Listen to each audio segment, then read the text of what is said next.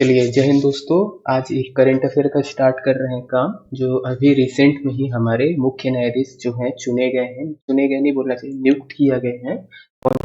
NP Ramana. तो इनके बारे में थोड़ी सी केस स्टडी करेंगे, करंट अफेयर के बारे में थोड़ा सा पढ़ेंगे। क्या क्या चीजें पढ़नी है उसको हम लोग एक लेआउट बना लेते हैं, कैसी कैसी चीजें सीखनी है। करंट अफेयर सिर्फ नहीं रहेगा, कुछ संवैधानिक पक्ष भी रहेंगे और कुछ अतिरिक्त परीक्षा उपयोगी तथ्य भी रहेंगे, तो उनको हम लोग पहले समझते हैं। तो सबसे पहले इनके करंट अफेयर को जानेंगे कि क्या क्या चीजें हुई हैं, कैसे कैसे हुई हैं, कब कब नाम दिया गया, क्या क्या प्रॉब्लम्स हैं या क्या क्या चीजें हुई हैं, उनको हम लोग पकड़ेंगे अच्छे से। फिर हम लोग क्या देखेंगे, इनका व्यक्तिगत परिचय। जो एनवी रमना है उनके बारे में कुछ पर्सनल चीजें जानेंगे। पर्सनल मतलब इनकी प्रोफेशनल लाइफ में इन्होंने क्या क्या किया है, कौन कौन से केस से ये जुड़े हुए रहे हैं, इनके बारे में जानेंगे। फिर हम लोग संवैधानिक प्रावधान देखेंगे। तो संवैधानिक प्रावधान हम किनके किनके देखेंगे, सुप्रीम कोर्ट के, और अपने जो सुप्रीम कोर्ट के जज होते हैं उनसे क्या संवैधानिक प्रावधान है महत्वपूर्ण, उनको करेंगे। अदरवाइज ये संविधान के भाग 5 का है, पूरा आर्टिकल 124 से शुरू होता है, तो उसको भी हम लोग देखेंगे। थोड़ा बहुत हल्का सा इंट्रोडक्शन रहेगा उसका भी। और क्या देखेंगे, कुछ महत्वपूर्ण जो तथ्य है उनके बारे में हम लोग जानेंगे। तो यदि आप चैनल पे नए हैं, आपको ये वीडियो रैंडमली मिल रहा है, तो प्लीज़ सब्सक्राइब कर दीजिएगा और शेयर कर दीजिएगा। और बाकी लोग भी जिनको वीडियो पसंद आ रहे हैं वो ज़रूर इसको शेयर कीजिएगा, ताकि चैनल हमारा ज़्यादा से ज़्यादा ग्रो करे और कई लोगों तक इसकी रीच पहुँचे। ओके। और जिन लोगों को भी क्लासेस से कोई भी जानकारी चाहिए क्लासेस के लिए, मैं कमेंट पे और डिस्क्रिप्शन पे डाल दूंगा। तो स्टार्ट करते हैं, टाइम वेस्ट नहीं करते हैं। तो जो मुख्य न्यायाधीश है सर्वोच्च न्यायालय के अभी जो बने हैं, उनका नाम क्या है, एनवी रमना। रमना या रमन्ना एक ही बात होगी। क्या है full form, Nathulapati Venkat Raman. Okay, Ramana, तो इनको याद रखेंगे, रमणा या रमन या रमन्ना, एक ही चीज होगा। प्रोनाउंसिएशन को आप थोड़ा सा ध्यान रखेंगे, इंग्लिश पे देखिएगा ज्यादा सही रहेगा। हिंदी वर्ड पे आप रमणा या रमन्ना पे कंफ्यूज हो सकते हैं, तो अंग्रेजी वर्ड को जरूर देखिएगा इनका। बढ़ते हैं, कौन से क्रम के हैं, तो याद रखोगे आप 48वें क्रम के मुख्य न्यायाधीश हैं। कौन से क्रम के हैं, 48वें। इसके पहले 47 मुख्य न्यायाधीश आ चुके हैं, ये कौन से हैं, 48वें क्रम के हैं, इसको ध्यान रखिएगा। पूछता है आजकल कब हुआ है, तो 24 अप्रैल 2021 राष्ट्रपति के समक्ष संविधान के संरक्षण की शपथ ली। तो ये जो लाइन पे है, आपको दो चीजें ध्यान रखना है। इन्होंने पद कब ग्रहण किया है या पद के लिए शपथ कब ली है, 24 अप्रैल 2021। ये तिथि आप कैसे याद रखोगे, क्रिकेट के भगवान को याद रखना, सचिन तेंदुलकर। सचिन तेंदुलकर का बर्थडे है 24 अप्रैल 2021। 24 अप्रैल को बर्थडे है, तो 24 अप्रैल से लिए हैं। और क्या चीज की शपथ लेते हैं सुप्रीम कोर्ट के मुख्य न्यायाधीश, तो याद रखिएगा, संविधान के संरक्षण की। जब भी वो शपथ लेंगे, किसकी लेंगे, संविधान के संरक्षण की। और कौन दिलाएगा, तो राष्ट्रपति दिलाएंगे। कहाँ पे दिलाएंगे, तो राष्ट्रपति भवन पे दिलाएंगे। तो ये है करंट अफेयर का पार्ट्स, इसको कर लीजिएगा। और बढ़ते हैं हम लोग, कैसे कैसे चीजें हुई है उसको देखेंगे। तो इनके नाम की सिफारिश होती है 23 मार्च को। उस समय के तत्कालीन चीफ जस्टिस, मतलब इनसे पहले वाले 47वें नंबर के कौन थे, शरद अरविंद बोबड़े जी। इन्होंने सुप्रीम कोर्ट के दूसरे सबसे सीनियर जज जस्टिस एनवी रमन्ना के नाम को कानून मंत्रालय के समक्ष सिफारिश की। ये जो लाइन है, इस पे दो तीन चीजें आपको पता चलेगी। 47वें क्रम के कौन थे, तो शरद अरविंद बोबड़े थे। ओके, किसको दिए हैं, तो दूसरे सबसे सीनियर जज, मतलब चीफ जस्टिस के बाद जो भी वरिष्ठ न्यायाधीश रहता है उनको दिया जाता है। तो ये कोलिजियम सिस्टम होता है संविधान के अंतर्गत, हम लोग पढ़ेंगे जजेस केस में, जो हम लोग पढ़ते हैं उस पे। ये ऐसे जो भी जज हैं आपके चीफ जस्टिस, वो किसी का भी नाम नहीं देते, उनके बाद जो भी सीनियर है उन्हीं का देंगे। तो वो दूसरे सबसे सीनियर जज थे रमन्ना, तो उनका नाम दिए। किनको देंगे, तो राष्ट्रपति को सौंपते हैं। बट जो परंपरा है, कहाँ पे जाता है इनका नाम, कानून मंत्रालय पे जाता है। तो इस पे जो परंपरा है याद रखिएगा, जिसका भी नाम भेजना है, तो जो हमारे चीफ जस्टिस है तात्कालिक, जैसे अभी कौन थे, शरद अरविंद बोबड़े जी, ये तात्कालिक चीफ जस्टिस जो है कानून मंत्रालय को बंद लिफाफे में इनका नाम भेजेंगे। और साथ ही साथ सेम लिस्ट जो है या सेम जो लेटर है जिनका नाम कर रहा है, मतलब हमारे रमणा जी, इनको भी भेजेंगे। तो ये परंपरा चली आ रही है, इसको ध्यान रखिएगा।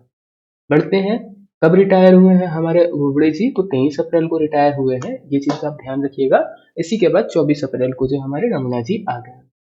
बढ़ते हैं, इनका कार्यकाल जो है कब तक रहेगा, लगभग 16 महीने का होगा। अगर रिटायरमेंट बोलेगा तो कब होगा इनका, 26 अगस्त 2022, जैसे ही 65 साल के हो जाएंगे ये रिटायर हो जाएंगे। तो ये भी चीज इंपॉर्टेंट है, इसको भी ध्यान में रखिएगा। कार्यकाल कितने महीने का रहेगा, लगभग 16 महीने का। 26 अगस्त को रिटायर हो रहे हैं, तो पद ग्रहण 24 अप्रैल को और रिटायर हो रहे हैं 26 अप्रैल को। तो इतना चीजें जो है आपको ध्यान रखना है। आगे बढ़ेंगे हम लोग, आगे देखते हैं इनके व्यक्तिगत परिचय के बारे में। तो जन्म वैसे वगैरह नहीं पूछता है, तो जन्म फिर भी आप देख लीजिएगा, 1957 को हुआ है। कहाँ के हैं, आंध्र प्रदेश के हैं। तो इनको बस आप एक हल्का से याद रखिएगा, कहाँ से जुड़े हुए हैं, आंध्र प्रदेश से जुड़े हुए हैं। और इसके बाद बीएससी और लॉ की डिग्री है इनके पास, कोई दिक्कत नहीं है। वकालत शुरू करते हैं, ये वाला पॉइंट भी उतना इंपॉर्टेंट नहीं है। 38 साल से सेवा दे रहे हैं, आप ये देख सकते हैं। चलिए आते हैं जो चीज इंपॉर्टेंट है उस पे, कहाँ कहाँ काम किए हैं। तो आंध्र प्रदेश के हाई कोर्ट में काम किए हैं। सेंट्रल और आंध्र प्रदेश एडमिनिस्ट्रेटिव ट्रिब्यूनल के साथ साथ सुप्रीम कोर्ट में भी प्रैक्टिस कर चुके हैं अधिवक्ता के रूप में, तो ये चीज आप याद रखेंगे इनके बारे में। और क्या है, कॉन्स्टिट्यूशनल क्रिमिनल सर्विस और इंटर स्टेट रिवर लॉ में स्पेशलाइजेशन है। विभिन्न सरकारी संगठनों के पैनल के लिए वकील के रूप में भी काम किया है, तो ये चीज इनके लिए इंपॉर्टेंट है, तो ये पॉइंट को भी आपको ध्यान रखना है। इसके साथ साथ अतिरिक्त स्थायी वकील और हैदराबाद में सेंट्रल एडमिनिस्ट्रेटिव, थोड़ी सी जुबान लड़खड़ा रही है, एडमिनिस्ट्रेटिव ट्रिब्यूनल में रेलवे के लिए स्थायी वकील के रूप में ये काम कर चुके हैं। ओके, तो अधिवक्ता के रूप में ये काम करते थे पहले, ये चीज आपको ध्यान पे रखनी है। और इसके अतिरिक्त क्या है, आंध्र प्रदेश के अतिरिक्त महाधिवक्ता के रूप में भी ये लोग जो है सेवाएं दे चुके हैं। आगे बढ़ेंगे और इम्पोर्टेंट चीजें जानेंगे जो इम्पोर्टेंट है। तो ये जो है तात्कालिक चीफ जस्टिस रंजन गोगोई की अगुवाई वाली संवैधानिक पीठ का हिस्सा थे, जिसने अयोध्या मामले की सुनवाई की थी। अयोध्या मामले में जो फैसला आता है, जो 5 जजों ने फैसला दिया था, 5 जज एक मत होकर बोले थे कि वहां पे मंदिर बनना चाहिए। उन 5 जजों की जो अगुवाई में ये जो पीठ थी, उनमें इनका भी हिस्सा था। आपसे कभी भी पूछेगा चीफ जस्टिस कौन थे, आपको रंजन गोगोई लगाना है। बट अगर आपसे क्वेश्चन आ जाता है कि जस्टिस रमन्ना थे क्या उसका हिस्सा, तो बिल्कुल थे। इसके साथ साथ इंटरनेट को अनुच्छेद 19 के तहत मौलिक अधिकार माना था, उस जजों की बेंच में भी ये थे। एनवी रमन्ना जो हैं, वो उन जजों की बेंच में भी थे जिसमें इंटरनेट को मौलिक अधिकार माना गया था आर्टिकल 19 के तहत, मतलब अभिव्यक्ति की आजादी के तहत। तो यहाँ से आपको थोड़ा सा और कॉन्स्टिट्यूशन का मिल जाएगा, जो आर्टिकल 19 के तहत इंटरनेट मौलिक अधिकार के अंतर्गत आता है या नहीं आता है। अपडेट हो गया है, सुप्रीम कोर्ट के जजेस ने कहा है कि माना जाएगा, तो इसको भी आप ध्यान रखेंगे, कई लोग नहीं पढ़ाते हैं। इसके अलावा चीफ जस्टिस ऑफ इंडिया के ऑफिस को आरटीआई के दायरे में लाने का फैसला, ये जो अभी रिसेंट का केस है, कुछ महीने पहले का केस है, जिसको 5 जजों की संवैधानिक बेंच ने दिया था, उसमें भी ये एनवी रमन्ना शामिल थे। जो रिसेंट में जो फैसले हुए हैं ना, रंजन गोगोई बोल लीजिए आप या शरद अरविंद बोबड़े, इनकी जो भी बेंच थी उनमें ये बड़े बड़े फैसलों में रहे हैं, तो आप एक शॉर्ट में ऐसे भी याद कर सकते हैं। तो जो आरटीआई का फैसला आता है आरटीआई के दायरे में लाने का सुप्रीम कोर्ट की सीजेआई के ऑफिस को, वो भी इसी पे था।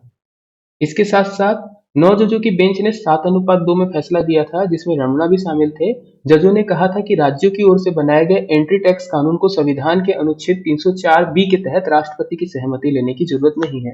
ये कौन सा वाला है, तो ये एंट्री टैक्स कानून है, इसको भी याद रखिएगा। ये भी चीजें इंपॉर्टेंट है, जो भी चीजें हैं बहुत मेहनत लगती है खोज के लाने में, तो उसको आप लोग थोड़ा सा अप्रिशिएट करिएगा।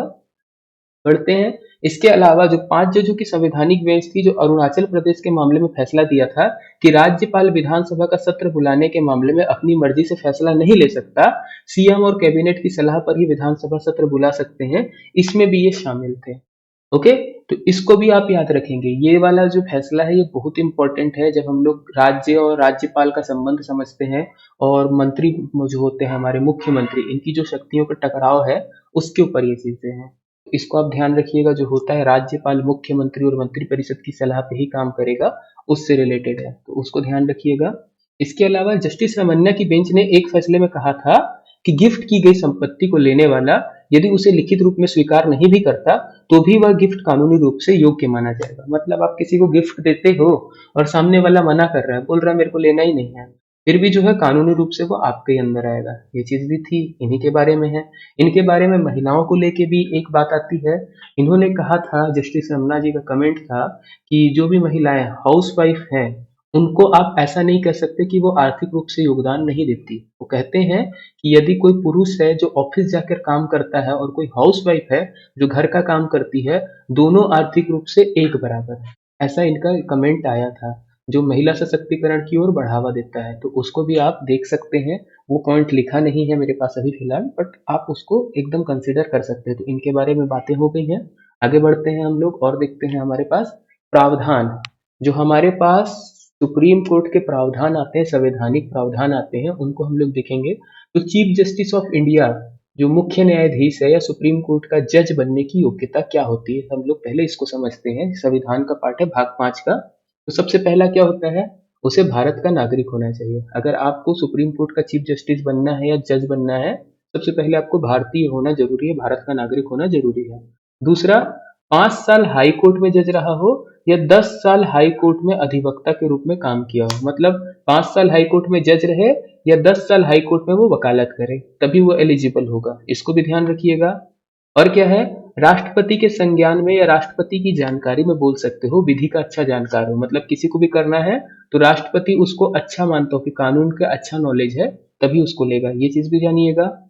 इसके साथ साथ नियुक्ति कौन करते हैं, तो राष्ट्रपति करते हैं सुप्रीम कोर्ट के मुख्य न्यायाधीश की सलाह पर। जैसे अभी आपको दिख रहा होगा, जो सुप्रीम कोर्ट के हमारे मुख्य न्यायाधीश थे इनके पहले वाले, शरण अरविंद बोबड़े, वो इनका नाम आगे भेजे। अब जो शपथ है या नियुक्ति है कौन कर रहे हैं, राष्ट्रपति कर रहे हैं। जो शपथ दिलाता है वही नियुक्त करता है बोला जाता है। इसको ध्यान रखिएगा। प्रक्रिया क्या है, कैसे इनका नाम आगे बढ़ा है, रमणा का है या कोई भी जो व्यक्ति है जिसको सीजीआई नाम आगे भेजता है, तो वर्तमान में जो प्रक्रिया है वो थर्ड जजेस केसेस द्वारा अपनाई गई है। 1998 टोटल 4 जजेस केस हुए हैं, फर्स्ट, सेकंड, थर्ड, फोर्थ। तो उसमें अलग अलग प्रणाली है जिसका नाम क्या कहा जाता है, कोलेजियम सिस्टम। कितने लोग सलाह देंगे, किसका नाम जाएगा उस पे।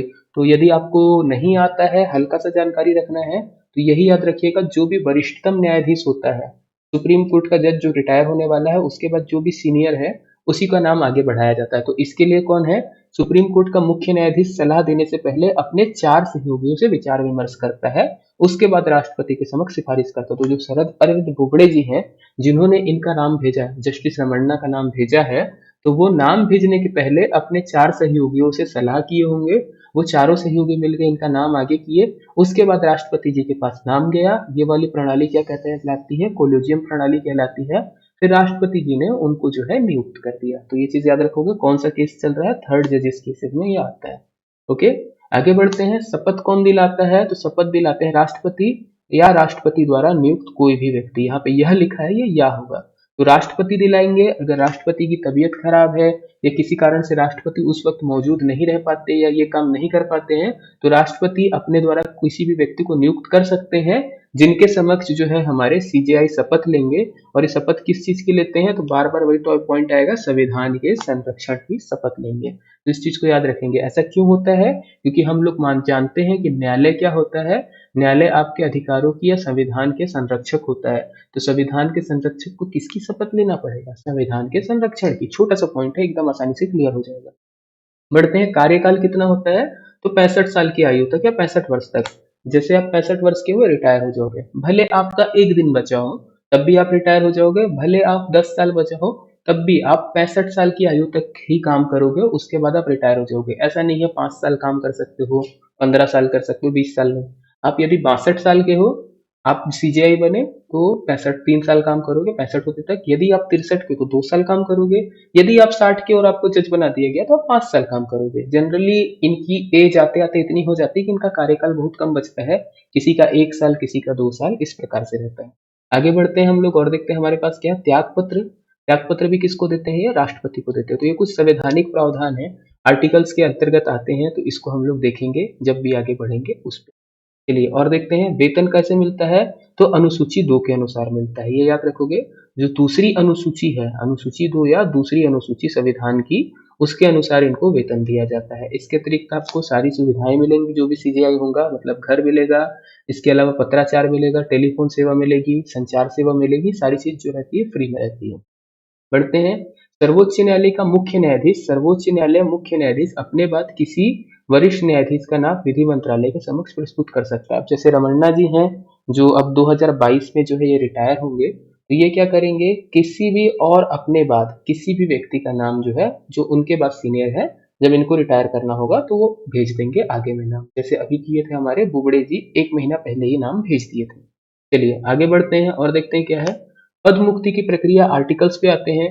जो सुप्रीम कोर्ट के चीफ जस्टिस को हटाना है वो किसके अंतर्गत आएगा, आर्टिकल 124 की 4 के अंतर्गत। और कारण आता है 124 का 5। किस कारण से आप हटा रहे हो इनको, महाभियोग बोल सकते हो, किस कारण से सीजीआई को हटाना है, वो कहाँ पे आएगा, 124 के 5 पे आएगा। तो इसका पूरा डिटेल है, मैं इस वीडियो पे कवर नहीं कर रहा हूँ। 124 का 5 केवल मैं आपको बता देता हूँ, जिसके अंतर्गत कारण बताता है कि सीजीआई को यदि पद से हटाना है कार्यकाल के पहले, तो क्या कारण हो सकता है। तो सिद्ध कदाचार या शारीरिक अक्षमता, मतलब यदि कोई दुर्व्यवहार कर दे या ऐसा कोई व्यवहार कर दे जो सही नहीं था, सिद्ध होना चाहिए कि हाँ उनको जो है गलत व्यवहार किए, तब यह शारीरिक अक्षमता, वो शारीरिक रूप से वो जो है अक्षम है अपना काम करने में, तब हटा सकते हैं। जो प्रक्रिया है ये बहुत बड़ी प्रक्रिया है, इसको मैंने ऑलरेडी एक वीडियो बना के डाला है, और उसके बाद भी लगेगा तो हम लोग अपडेट कर देंगे, आगे जैसे सेशन चलेगा उस पर फिर से संविधान की जैसे नई वीडियोज आएंगी तो अपडेटेड हो जाएगी, तो आप उसको देख सकते हैं। चलिए और आगे देखते हैं हम लोगों के पास क्या है। जो इंपॉर्टेंट तथ्य है परीक्षा उपयोगी, इसके बारे में आते हैं, सुप्रीम कोर्ट से रिलेटेड है, जजों से रिलेटेड, तो एक एक करके पकड़ते हैं। तो सबसे पहले संरचना की बात करेंगे, तो वर्तमान में कितना है, 1+33, ये क्या है, जजों की संख्या, एक सीजेआई है और 33 अन्य न्यायाधीश, मतलब सुप्रीम कोर्ट में यदि जजों की संख्या बोले तो 34 है।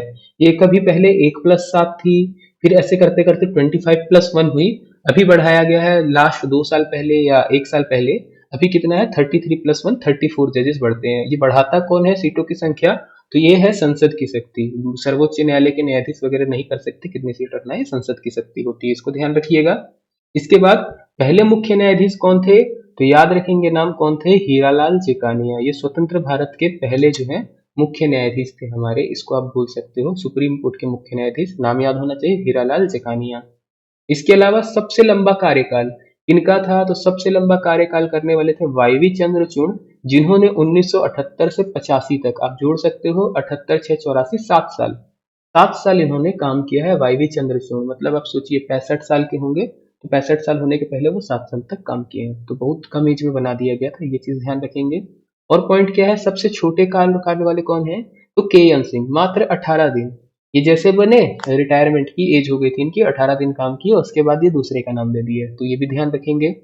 फिर बढ़ते हैं, वरिष्ठ ना होते हुए भी जो न्यायाधीश बने, जो हमारे केसेस हैं उनके ऊपर आता है, तो केसेस के हिसाब से है, हमेशा सीनियर को जाना चाहिए, बट ये सीनियर नहीं थे, फिर भी इनको बना दिया गया था, कौन था, राजनीति हुई थी उस समय, एम.यू. बेग, इनको जो है बना दिया जाता है 1977 पे, तो इनका नाम एक बार आप चेक कर लीजिएगा। फिर कौन है, ऐसे न्यायाधीश जिनके ऊपर ये पद मुक्ति की प्रक्रिया या महाभियोग की प्रक्रिया लगाई गई है, 124 का 4 वाला, उनको देखेंगे तो वी रामास्वामी है 1993 में, परंतु संसद में प्रस्ताव पारित नहीं हो पाया, तो वो जो डिटेल है उस पे आता है।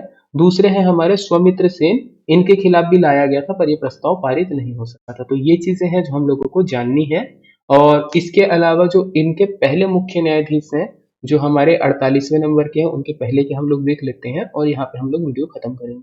तो इनके पहले 45वें थे दीपक मिश्रा जी, दीपक मिश्रा के बाद आए रंजन गोगोई जी, रंजन गोगोई के बाद आए शरण अरविंद बोबड़े जी 47 नंबर पे, और अभी हमारे हैं रमना जी। अगर आप दीपक मिश्रा के पहले जाएंगे तो जस्टिस जे एस खेयर दिखेंगे, ये सारी चीजें दिखेंगी। आपको काम क्या करना रहेगा, एक छोटा सा यदि आपको काम करना है, तो कौन से जो जजेस हैं उनके बारे में क्या क्या ऐतिहासिक फैसले आए थे, आप उनकी केस स्टडी थोड़ी सी कर सकते हैं।